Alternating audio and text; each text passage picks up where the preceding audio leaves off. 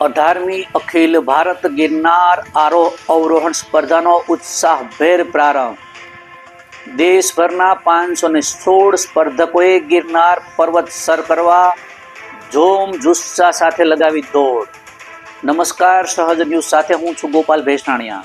જૂનાગઢથી અમારા પ્રતિનિધિ આશીષ વસાવડા પાસેથી મળતી માહિતી મુજબ 18મી અખિલ ભારત ગિરનાર અવરોહણ સ્પર્ધાનો આજે વહેલી સવારે ખુશનુમા વાતાવરણમાં ઉત્સાહભેર પ્રારંભ થયો હતો.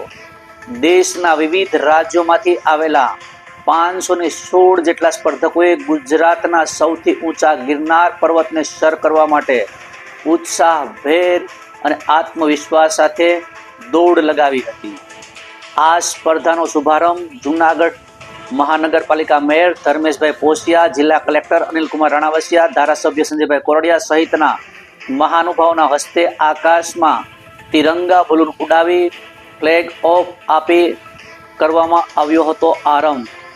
આ પ્રસંગે ડેપ્યુટી મેયર આકાશભાઈ કટારા, સ્ટેન્ડિંગ કમિટીના ચેરપર્સન શ્રીમતી પલ્લવીબેન ઠાકર, કમિશનર તેજસ પરમાર, જિલ્લા પોલીસ વડા સુબોધ ઓડેદરા, દંડક કલ્પેશ અજવાણી, પ્રાંત અધિકારી ચરણસિંહ ગોહિલ, અગ્રણી યોગેન્દ્ર પઢિયાર, જિલ્લા યુવા વિકાસ અધિકારી શ્રીમતી નીતાબેન વાડા સહિતના અધિકારીઓ અને મહાનુભાવો ઉપસ્થિત રહ્યા હતા. જિલ્લા કલેક્ટર અનિલકુમાર રાણાવસિયાએ જણાવ્યું હતું કે વર્ષ 2008થી શરૂ થયેલી આ રાષ્ટ્રીય કક્ષાની ગિરનાર અવરોહણ સ્પર્ધામાં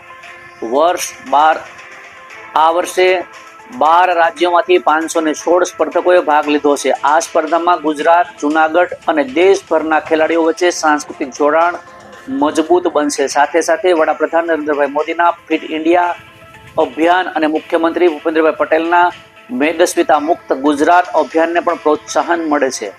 તેમણે વધુમાં જણાવ્યું હતું કે સ્પર્ધાનું પરિણામ સંપૂર્ણ ટેકનોલોજીના આધારે કોઈ પણ માનવીય હસ્તક્ષેપ વગર RFID ટેકનોલોજી દ્વારા કરવામાં આવે છે. ઉપરાંત સ્પર્ધકો માટે રહેવા, જમવા, મેડિકલ તમામ સુવિધાઓની સુવ્યવસ્થા કરવામાં આવી છે. રમતગમત, યુવા અને સાંસ્કૃતિક પ્રવૃત્તિઓ વિભાગ દ્વારા આયોજિત આ જિલ્લા વહીવટી તંત્ર દ્વારા સંચાલિત આ સ્પર્ધા 4 કેટેગરીમાં યોજાઈ હતી, જેમાં સિનિયર ભાઈઓમાં 189, જુનિયર ભાઈઓમાં 128, સિનિયર બહેનોમાં 83 અને જુનિયર બહેનોમાં 116 સ્પર્ધકોએ ભાગ લીધો હતો.